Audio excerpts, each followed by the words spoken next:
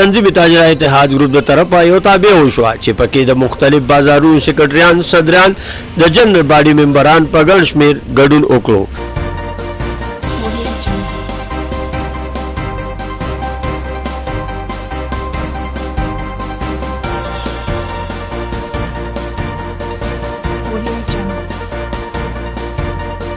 په دې موقع د تاجر اتحاد مشرانو احسان باچا جنرل سیکرټري غلام حسین چیمبر آف سمال ټریډرز صدر نواز ماندوري پخوانی تنظیم تاجران صدر سلطان ممن او د ایگزیکټیو باډي امیدوار همایون خان په خپل وینا کې وویل چې خپل قیمتي ووټ د تاجر اتحاد په حق کې استعمال کړي او پوره ملاتړ یې جوړ شي چې دا قبضه ګروپ د چیمبر نه ختم شي او یو مخلصي کابینې ته دا چیمبر حواله شي چې د تاجرانو ټول تحفظات ختم شي او یو ځل بیا دا چیمبر مخ پر وړاندې روان شي. دا که زما سره دعاګانې نه وي، دا که ما سره د الله فضل نه او دا د الله په فضل ما کې دا اخلاص نه و، دا ایمانداري راکې هغه نه واچولې، زما ستاسو نه زیات دا پیسې خوښي. ما د تحصیل نظامت کړی 4.5 سال. د مردان د تحصیل نه علاوه په دې پاکستان کې او په دې صوبه کې 35 تحصیل تنظیمونو د کارکردګۍ په بنیاد د بشیر بلور په وخت کې مې یو ځل فرست راغلم او یو ځل سیکنډ راغلم د کارکردګۍ په لحاظ.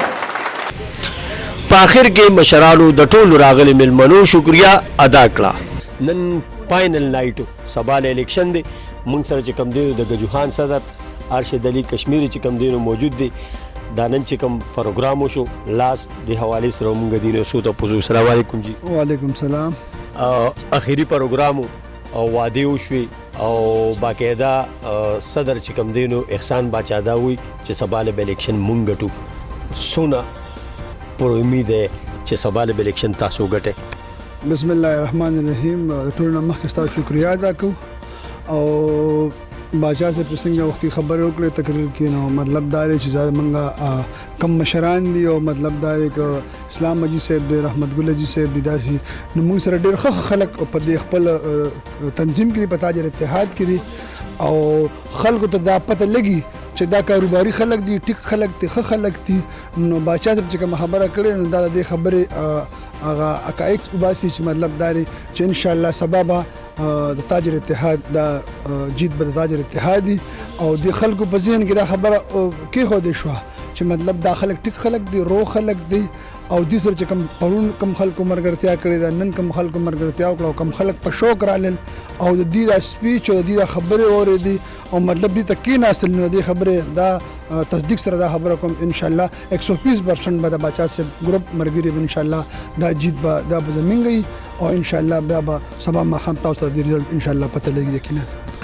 رحمت ګل جی صاحب موږ سره موجود دي. السلام علیکم. وعلیکم السلام. خپل جیت څومره وینې ډېر پر امید دي مشران هم ټول چې کم دینو ستاسو چې څونه ممبران دي غونډو لاسونه اوچت کړه نو حقیقت دی چې هم کته نو تعداد خدا د 300 نه سیوا نو زه خو یم چې 300 بغون تاسو واخلئ.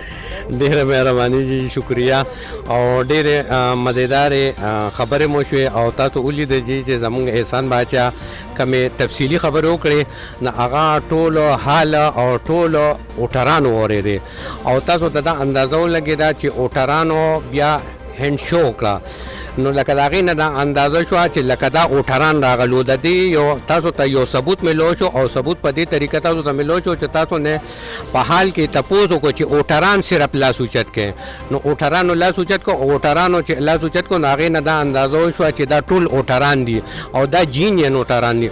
اوټران نن خوشحاله پس ووه، اوټران نن په دې خوشحاله و چې 10 کاله پس هغې الیکشن ولیدو. ګرانو کتونکو تاسو اورېدل خبرې د مشرانو د تاجر اتحاد مشران چې کوم دینو ډېر پر امید دي او سبانه ورځ چې کوم دی دا خپل جیت غني چې سبا له بچ کوم دی جیت د تاجر اتحادي څنګه چې احسان باچا په خپل تقریر کې دا خبر وکړه چې مونږ په جیت او په هار نیو، مونږ په دیو چې مونږ تاجرانو ګټو، مونږ خدمت اصل خدمت وګټو.